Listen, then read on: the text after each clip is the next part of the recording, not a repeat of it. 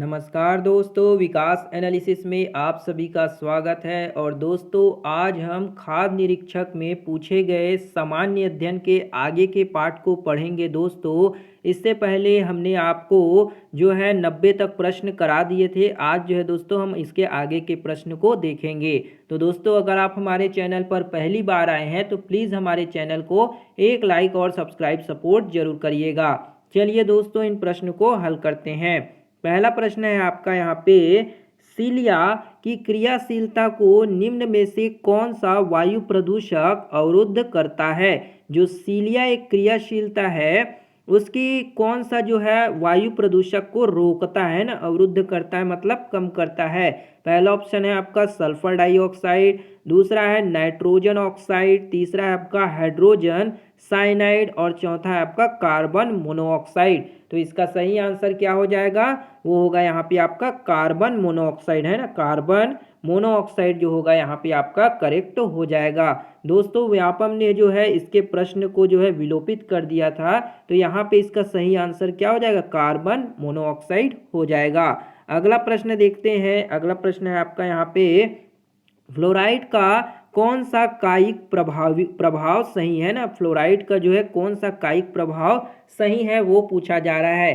पहला ऑप्शन दिया है आपका यहाँ पे, ग्लाइकोजन स्तर बढ़ता है, दूसरा है ग्लाइकोजन टर्नओवर कम हो जाता है, तीसरा है आपका फास्फोराइलेस सक्रियता को बढ़ जाती है और चौथा है आपका एसीटेट की संक्रियण यकृत लाइपेज का अवरोध करता है और पांचवा है आपका आयरन अधिग्रहण में बाधा पहुंचाता है और दिया है आपका छठवा पैराथायराइड हार्मोन को प्रभावित करता है। तो फ्लोराइड के संबंध में कौन सा कार्य सही होगा ये आपसे पूछा जा रहा है। तो कौन कौन सा सही हो जाएगा यहाँ पे आपका, पहला जो दिया गया है ग्लाइकोजन के स्तर को बढ़ाता है, ये आपका सही हो जाएगा।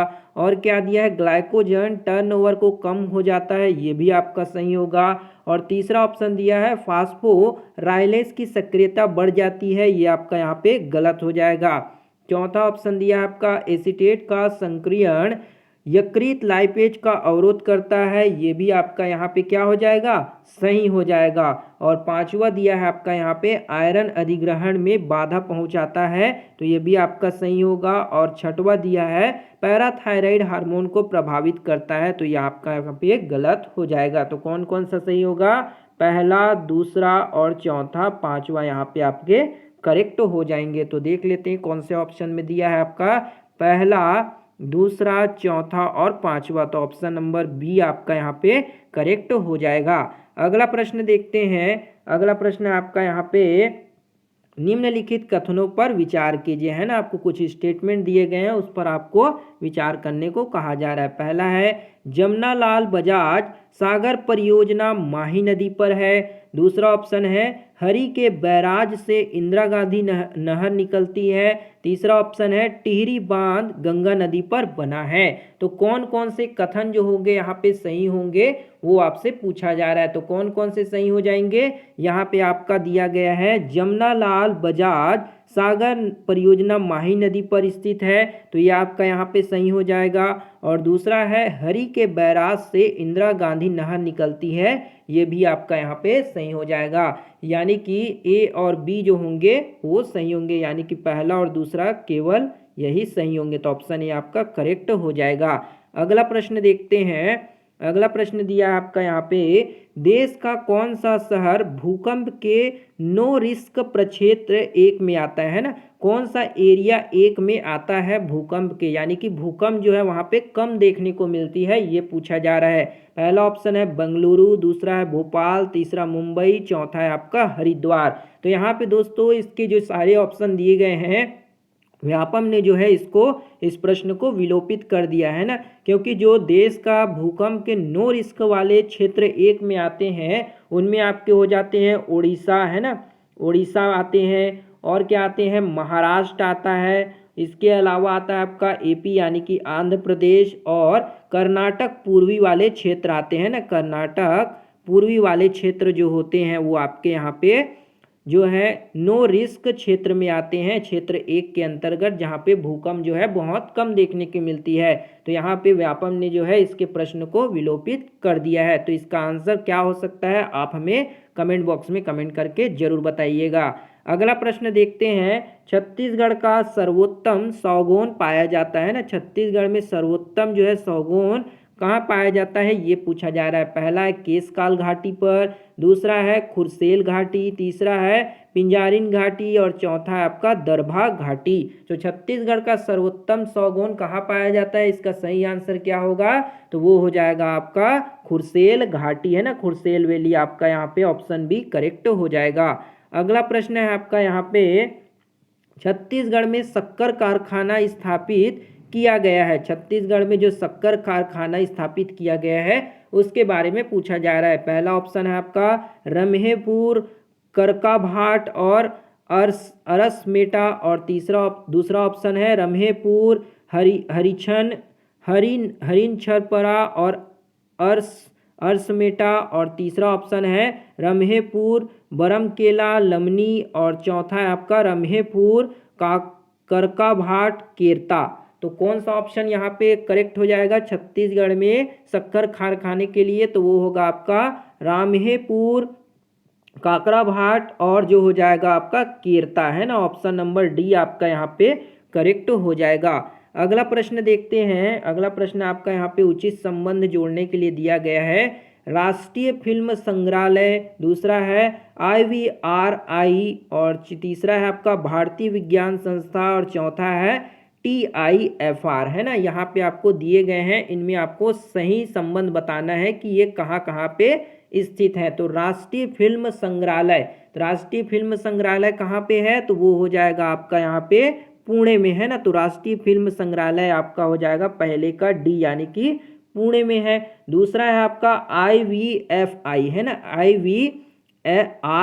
IVRI जो है ये कहाँ पे है, तो ये हो जाएगा आपका यहाँ पे कहाँ पे, तो ये बरेली में है ना। तो दूसरे का हो जाएगा आपका ए, यानी कि IVRI आपका हो जाएगा बरेली में। तीसरा बोला गया है भारतीय विज्ञान संस्था, भारतीय विज्ञान संस्था आपका कहाँ पे है, तो वो हो जाएगा बंगलुरु में है ना। तो तीसरे का हो जाएगा बेंगलुरु और चौथा है आपका TIFR, तो ये बच गया आपका, ये कौन सा हो जाएगा मुंबई, तो चौथे का हो जाएगा आपका सी। तो चलिए ऑप्शन देख लेते हैं, पहले का डी, यानी कि सभी ऑप्शन में यहाँ पे डी दे दिया गया है, तो पहले का डी और दूसरे का ए, तो यहाँ पे आपके सी और डी तो कैंसिल हो गए, बचे आपके दो ऑप्शन। तो यहाँ पे आपका डी, ए और बी, तो ऑप्शन नंबर ए जो होगा यहाँ पे आपका करेक्ट हो जाएगा। अगला प्रश्न देखते हैं, अगला प्रश्न है आपका यहाँ पे क्या दिया गया है, यहाँ पे फिर से आपको सही जोड़ी वाला प्रश्न दे दिया गया है ना। तो चलिए देख लेते हैं, मेटल पार्क, दूसरा है आपका इंजीनियरिंग पार्क, तीसरा है फूड पार्क और चौथा है इलेक्ट्रॉनिक मैन्युफैक्चरिंग क्लस्टर है ना। तो यहाँ पे आपको बताना है कि ये कौन कौन सी जगह पे इनका काम किया जाता है। पहला है मेटल पार्क है ना, तो मेटल पार्क दिया है आपका पहला, तो ये कहाँ हो जाएगा, तो मेटल पार्क का हो जाएगा आपका नया रायपुर में है ना, ये सॉरी यहाँ पे रायपुर हो जाएगा, मेटल पार्क क्या हो जाएगा आपका रायपुर हो जाएगा, तो पहले का सी। दूसरा है इंजीनियरिंग पार्क, तो इंजीनियरिंग पार्क क्या है, तो वो हो जाएगा हथखोज भिलाई में, तो दूसरे का हो जाएगा यहाँ पे आपका डी। तीसरा ऑप्शन है फूड पार्क, तो फूड पार्क कहाँ पे है, तो फूड पार्क है आपका यहाँ पे धमतरी में है ना, बगोद यानी कि धमतरी में, तो तीसरे का हो जाएगा आपका यहाँ पे ए, यानी कि फूड पार्क कहाँ पे है धमतरी में। और चौथा हो जाएगा आपका इलेक्ट्रॉनिक मैन्युफैक्चरिंग क्या हो जाएगा, तो वो होगा आपका नया रायपुर में, इलेक्ट्रॉनिक मैन्युफैक्चरिंग क्लस्टर आपका नया रायपुर। तो चलिए देख लेते हैं यहाँ पे कौन सा ऑप्शन होगा, पहले का सी है ना, पहले का सी यहाँ पे आपको तीनों ऑप्शन में दिखाई दे रहे, तो ऑप्शन ए तो आपका यहाँ पे गलत हो जाएगा, बच गया आपके पास तीन ऑप्शन, तो यहाँ पे आपका है दूसरे का डी, तो दूसरे का डी यानी कि केवल बी ऑप्शन में दिया है दूसरे का डी, तो ऑप्शन नंबर बी आपका यहाँ पे करेक्ट हो जाएंगे। अगला प्रश्न देख लेते हैं, अगला प्रश्न दिया है आपका यहाँ पे चित्रकोट जलप्रपात किस नदी पर स्थित है, चित्रकोट जो जलप्रपात है वो किस नदी पर जो है स्थित है, ये पूछा जा रहा है। तो इसका सही आंसर क्या हो जाएगा, बहुत ही इजी प्रश्न है, तो वो हो जाएगा इंद्रावती नदी पर, है ना। इंद्रावती नदी पर आपका चित्रकूट जलप्रपात स्थित है, तो ऑप्शन डी आपका करेक्ट हो जाएगा। अगला प्रश्न दिया है आपका यहाँ पे, छत्तीसगढ़ में सबसे अधिक लौह अयस्क का उत्पादन किस जिले में होता है। छत्तीसगढ़ में सबसे ज्यादा लौह अयस्क का उत्पादन जो है कौन से जिले में होता है, ये पूछा जा रहा है। पहला ऑप्शन है बस्तर, दूसरा है बालोद, तीसरा है दुर्ग और चौथा है आपका दंतेवाड़ा। तो कौन से जिले में सबसे ज्यादा लौह अयस्क का उत्पादन किया जाता है छत्तीसगढ़ में, तो इसका सही आंसर हो जाएगा आपका दंतेवाड़ा में, है ना। ऑप्शन नंबर डी यहाँ पे दंतेवाड़ा करेक्ट हो जाएगा। अगला प्रश्न देखते हैं। अगला प्रश्न दिया है यहाँ पे आपका, करंट अफेयर से पूछा गया है कि 2019-20 अप्रैल से नवंबर तक भारत के निर्यात में किस मद वस्तु का सबसे अधिक योगदान रहा। तो इसका सही आंसर क्या हो जाएगा, वो होगा पेट्रोलियम उत्पादन का सबसे ज़्यादा योगदान रहा। तो ऑप्शन बी आपका यहाँ पे क्या होगा, करेक्ट हो जाएगा। अगला प्रश्न यहाँ पे फिर से आपके करंट अफेयर से पूछा है, इस राज्य के सकल घरेलू उत्पाद में 2016 से 17, 2021-20 से 21 की अवधि में किस वर्ष ऋणात्मक वृद्धि की दर रही, है ना। किस वर्ष जो है ऋणात्मक वृद्धि की दर रही, ये पूछा गया। तो वो कब था, तो वो 2020 और 21 में था। तो ऑप्शन डी आपका यहाँ पे करेक्ट हो जाएगा। अगला प्रश्न देखते हैं, संविधान संशोधन प्रक्रिया के विषय में क्या सही है। जो संविधान संशोधन की प्रक्रिया के विषय में जो सही होगा उसको आपको यहाँ पे बताना है। पहला है आपका, विधेयक संसद के प्रत्येक सदन में उस सदन की कुल सदस्य संख्या के बहुमत द्वारा तथा उस सदन के उपस्थित तथा मत देने वाले सदस्यों के कम से कम 2/3 बहुमत द्वारा पारित होना चाहिए। दूसरा कहता है, विधेयक संसद के प्रत्येक सदन में उस सदन की तत्समय संख्या के बहुमत द्वारा उस सदन के उपस्थित तथा मत देने वाले सदस्य कम से कम 2/3 बहुमत द्वारा पारित किया जाना चाहिए। तो संविधान संशोधन के बारे में कौन सा सही होगा, ये आपसे पूछा जा रहा है। तो कौन सा सही होगा, उस सदस्य में कम से कम 2/3 बहुमत द्वारा पारित किए जाने चाहिए और कुल सदस्य जो है बहुमत द्वारा उस सदस्य में उपस्थित तथा मत देने वाले सदस्य होने चाहिए, है ना। तो ऑप्शन नंबर 1 यहाँ पे आपका करेक्ट हो जाएगा। तो चलिए देख लेते हैं यहाँ पे कौन सा ऑप्शन दिया है। तो ऑप्शन 1 यहाँ पे आपका करेक्ट हो जाएगा। अगला प्रश्न देखते हैं। अगला प्रश्न आपसे पूछा जा रहा है, क्या सही है, किसी राज्य की संपत्ति और आय को संघ के करों से छूट होती है। दूसरा कहता है, कुछ राज्यों की संपत्ति और आय को संघ के करों से छूट होती है। तो यहाँ पे कौन सा जो होगा आपका सही होगा, तो वो हो जाएगा आपका, किसी राज्य की जो संपत्ति है और आय को जो संघ है करों से क्या होती है, छूट होती है। तो ऑप्शन नंबर 1 यहाँ पे आपका सही हो जाएगा। अगला प्रश्न देखते हैं। अगला प्रश्न दिया आपका यहाँ पे, लोकसभा के अध्यक्ष की पदच्युत के विषय में क्या सही है नहीं है ना। जो उनके रिमूवल है, पद से रिमूव करने के लिए कौन सा जो विषय नहीं है, ये पूछा जा रहा है। पहला ऑप्शन है, सदन की कुल सदस्य संख्या के बहुमत से संकल्प पारित होना चाहिए। दूसरा ऑप्शन दिया है आपका यहाँ पे, सदन की तत्कालीन सदस्य संख्या के बहुमत से संकल्प पारित होना चाहिए। तीसरा ऑप्शन है आपका यहाँ पे, सदन में उपस्थित मतदान करने वाले सदस्यों के बहुमत से संकल्प पारित होना चाहिए। और चौथा है, सदन के निरपेक्ष बहुमत से संकल्प पारित होना चाहिए। तो लोकसभा के अध्यक्ष को रिमूव करने के विषय में कौन सा सही नहीं होगा, ये पूछा जा रहा है। तो कौन कौन सा सही नहीं होगा, तो वो हो जाएगा आपका यहाँ पे, सदन की कुल सदस्य संख्या के बहुमत से संकल्प पारित होना चाहिए, ये आपका यहाँ पे गलत हो जाएगा, यानी कि फर्स्ट। दूसरा आपका बोला गया है, सदन की तत्कालिक सदस्य संख्या के बहुमत की संकल्प पारित होना चाहिए, तो ये आपका यहाँ पे सही हो जाएगा, है ना। हमको यहाँ पे गलत पूछा जा रहा है। तीसरा ऑप्शन है, सदन में उपस्थित तथा मतदान करने वाले सदस्यों के बहुमत से संकल्प पारित होना चाहिए, तो ये भी आपका यहाँ पे गलत हो जाएगा, यानी कि तीसरा। और चौथा है सदन के निरपेक्ष बहुमत से संकल्प पारित होना चाहिए, तो ये भी आपका यहाँ पे गलत हो जाएगा।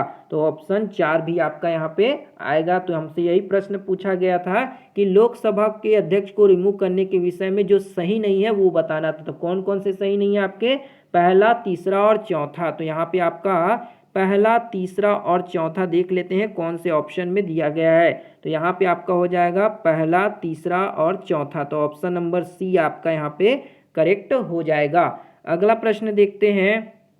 अगला प्रश्न है आपका यहाँ पे, निम्न कथनों पर विचार कीजिए। फिर आपको स्टेटमेंट दिया गया है और बताना है कि कौन सा सही होगा। पहला है, राष्ट्रपति मंत्रिपरिषद से किसी परामर्श पर पुनः विचार के लिए कह सकता है। दूसरा ऑप्शन है आपका, राज्यपाल मंत्रिपरिषद से किसी परामर्श पर पुनः विचार के लिए कह सकता है। तो यहाँ पे कौन सा कथन आपका सही होगा वो पूछा जा रहा है। तो कौन सा सही होगा, राष्ट्रपति जो है वो मंत्रिपरिषद से किसी परामर्श पर पुनः विचार के लिए कह सकता है। तो ऑप्शन 1 जो होगा यहाँ पे आपका करेक्ट हो जाएगा। तो ऑप्शन नंबर ए दिया है आपका 1 सही, ये सही हो जाएगा। अगला प्रश्न देखते हैं।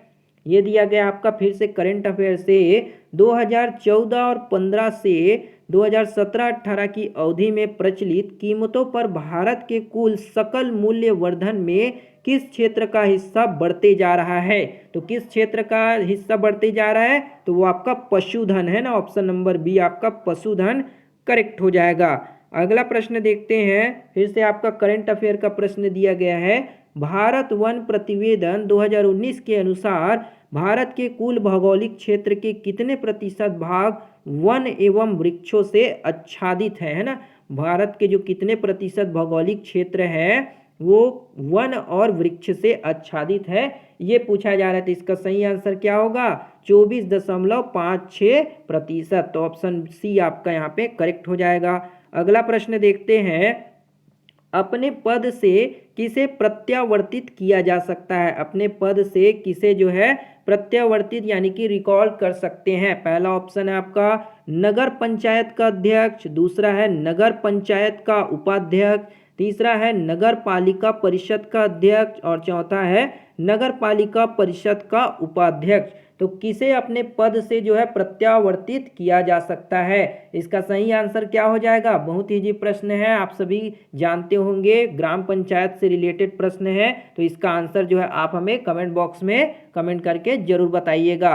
अगला प्रश्न देखते हैं। अगला प्रश्न है आपका यहाँ पे, किस विषय में संसद के दोनों सदनों को समान अधिकार है ना। कौन सा विषय है जिसमें संसद के दोनों सदनों को समान अधिकार होगा। पहला ऑप्शन है सर्वोच्च न्यायालय के न्यायाधीशों को रिमूव करना, दूसरा ऑप्शन दिया है आपका यहाँ पे, क्या दिया दूसरा ऑप्शन, उच्च न्यायालय के न्यायाधीशों को पदच्युत करना, और तीसरा ऑप्शन है राष्ट्रपति को पदच्युत करना, और चौथा है उपराष्ट्रपति को पदच्युत करना। तो यहाँ पे कौन सा जो होगा यहाँ पे आपका करेक्ट हो जाएगा वो पूछा जा रहा है। तो कौन कौन से यहाँ पे आपके करेक्ट हो जाएंगे, तो वो होगा यहाँ पे आपका पहला सर्वोच्च न्यायालय के न्यायाधीशों को पदच्युत करना, ये आपका करेक्ट हो जाएगा। दूसरा दिया आपका उच्च न्यायालय के न्यायाधीशों को पदच्युत करना, ये भी आपका करेक्ट हो जाएगा। और तीसरा राष्ट्रपति को पदच्युत करना, ये भी आपका यहाँ पे क्या हो जाएगा, करेक्ट हो जाएगा। तो यहाँ पे आपका पहला, दूसरा और तीसरा जो होगा यहाँ पे आपके करेक्ट हो जाएंगे। तो ऑप्शन सी जो होगा यहाँ पे आपका करेक्ट होगा। अगला प्रश्न देखते हैं। अगला प्रश्न है आपका यहाँ पे करंट अफेयर से पूछा गया है, केंद्रीय विद्युत प्राधिकरण नई दिल्ली के रिपोर्ट के अनुसार वित्तीय वर्ष 2020-2021 में अक्टूबर 2020 की स्थिति में छत्तीसगढ़ राज्य विद्युत गृहों का औसत उत्पादन में भारत में क्या क्रम रहा है ना। भारत में कौन से ऑर्डर में था ये पूछा जा रहा है, प्रथम में था, द्वितीय में था, या तृतीय, या फिर चतुर्थ। तो इसका सही आंसर क्या हो जाएगा, वो था आपका प्रथम में। तो ऑप्शन ए आपका यहाँ पे क्या होगा, करेक्ट हो जाएगा। अगला प्रश्न देखते हैं, कृषि फसलों के न्यूनतम समर्थन मूल्य है ना, जो न्यूनतम समर्थन मूल्य निर्धारित करने के लिए गठित कमेटी के कौन सदस्य नहीं होगा, जो होंगे सदस्य नहीं होंगे, यह पूछा जा रहा है। पहला कृषि मंत्री, दूसरा है किसानों के प्रतिनिधि, तीसरा है अर्थशास्त्री या विशेषज्ञ, चौथा ऑप्शन है सरकार के प्रतिनिधि। तो कृषि फसलों में न्यूनतम समर्थन मूल्य निर्धारित करने के लिए गठित कमेटी में कौन सदस्य नहीं होंगे? तो इसका सही आंसर होगा कृषि मंत्री। तो ऑप्शन नंबर ए आपका यहाँ पे क्या हो जाएगा? करेक्ट हो जाएगा। अगला प्रश्न देखते हैं, किसका वेतन संचित निधि पर भारित होता है? किसका वेतन जो है आपका संचित निधि से भारित किया जाता है? पहला ऑप्शन है राष्ट्रपति, दूसरा है उपराष्ट्रपति, तीसरा लोकसभा का अध्यक्ष, चौथा है राज्यसभा का सभापति। तो इसका सही आंसर क्या हो जाएगा? यहाँ पे आपको बताना है कि कौन कौन से जो है संचित निधि पर उनके वेतन भारित किए जाते हैं। तो कौन से सही हो जाएंगे यहाँ पे आपके? तो वो हो जाएगा आपका पहला राष्ट्रपति, और कौन हो जाएंगे? उपराष्ट्रपति नहीं होते, तो यहाँ पे आपका हो जाएगा कौन सा? लोकसभा अध्यक्ष और राज्यसभा का सभापति। यानी कि 1, 3 और 4 जो होंगे यहाँ पे आपके करेक्ट हो जाएंगे। तो 1, 3, 4 आपका किस में दिया गया है? तो ये दिया गया ऑप्शन नंबर सी में। तो ऑप्शन सी यहाँ पे आपका करेक्ट हो जाएगा। अगला प्रश्न देखते हैं, ग्राम सभा की बैठक बुलाने की अपेक्षा कौन करता है? ग्राम सभा की जो बैठक बुलाना है उसकी अपेक्षा कौन करेगा? पहला ऑप्शन दिया है जनपद पंचायत, तो ये करते हैं आपका करेक्ट हो जाएगा। और कौन है? जिला परिषद, ये भी आपका सही हो जाएगा। और तीसरा दिया आपका कलेक्टर, तो ये भी आपका करेक्ट हो जाएगा, है ना। यानी कि ऑप्शन देख लेते हैं 1, 2, 3, ऑप्शन नंबर सी आपका यहाँ पे सही हो जाएगा। अगला प्रश्न देखते हैं। अगला प्रश्न है आपका, वर्ष 2020 में इस राज्य को किस फसल के लिए कृषि कर्मण पुरस्कार दिया गया? कृषि कर्मण पुरस्कार 2020 में कौन से फसल के लिए दिया गया था? तो किसके लिए दिया गया था? वो आपका फूड ग्रेन्स के लिए, यानी कि खाद्यान्न के लिए। ऑप्शन नंबर सी आपका करेक्ट हो जाएगा। अगला प्रश्न है, वर्ष 2017-18 से 2021 की अवधि में इस राज्य की सकल घरेलू उत्पाद में विनिर्माण क्षेत्र में वृद्धि की दर की प्रवृत्ति क्या है? तो इसका सही आंसर क्या हो जाएगा? वो हो जाएगा यहाँ पे आपका इनमें से कोई भी नहीं, है ना। ऑप्शन नंबर डी जो होगा आपका यहाँ पे करेक्ट हो जाएगा। अगला प्रश्न है आपका, प्रधानमंत्री ग्राम सड़क योजना, प्रधानमंत्री ग्राम सड़क योजना को किसने प्रारंभ किया है? तो इसका सही आंसर क्या होगा? तो वो हो जाएगा अटल बिहारी वाजपेयी ने, है ना। अटल बिहारी वाजपेयी ने जो है प्रधानमंत्री ग्राम सड़क योजना को प्रारंभ किया। तो ऑप्शन सी आपका करेक्ट हो जाएगा। अगला प्रश्न देखते हैं। अगला प्रश्न है आपका, जब राष्ट्रपति किसी राज्य में संवैधानिक संकट की उद्घोषणा करता है तो क्या होता है? पहला ऑप्शन है मंत्रिमंडल भंग हो जाएगा, दूसरा ऑप्शन है मुख्यमंत्री त्याग पत्र दे देगा, तीसरा ऑप्शन है राज्य विधानसभा विघटित हो जाएगी, और चौथा है राज्य विधानसभा निलंबित हो जाएगी। जब राष्ट्रपति किसी राज्य में संवैधानिक संकट की उद्घोषणा करता है तो क्या हो जाएगा? इसका सही आंसर हो जाएगा आपका मंत्रिमंडल भंग हो जाएगा, है ना। ऑप्शन नंबर 1 मंत्रिमंडल भंग हो जाता है और राज्य विधानसभा निलंबित हो जाएगी। तो ऑप्शन नंबर 1 और 4 यानी कि 1 और 4 जो होगा यहाँ पे आपका करेक्ट हो जाएगा। ऑप्शन डी आपका सही होगा। अगला प्रश्न देखते हैं, भारत में कौन सी मुद्रास्फीति सूचकांक राष्ट्रीय सांख्यिकी कार्यालय द्वारा जारी की जाती है? पहला ऑप्शन है उपभोक्ता कीमत सूचकांक सम्मिलित, दूसरा ऑप्शन है उपभोक्ता कीमत सूचकांक औद्योगिक श्रमिक, तीसरा ऑप्शन है आपका उपभोक्ता कीमत सूचकांक कृषि श्रमिक, और चौथा ऑप्शन है उपभोक्ता कीमत सूचकांक ग्रामीण श्रमिक। तो इसका सही आंसर क्या हो जाएगा? तो वो होगा उपभोक्ता कीमत सूचकांक सम्मिलित, है ना। तो ऑप्शन नंबर ए यहाँ पे आपका करेक्ट हो जाएगा। अगला प्रश्न देखते हैं। अगला प्रश्न दिया है आपका, वर्ष 2021 के लिए छत्तीसगढ़ में साधारण धान का न्यूनतम समर्थन मूल्य क्या है? 2021 में छत्तीसगढ़ के लिए जो धान है उसके लिए न्यूनतम समर्थन मूल्य क्या है, ये पूछा जा रहा है। तो क्या है इसका समर्थन मूल्य? तो वो हो जाएगा आपका 1868 रुपये प्रति क्विंटल, है ना। ऑप्शन नंबर ए यहाँ पे आपका करेक्ट हो जाएगा।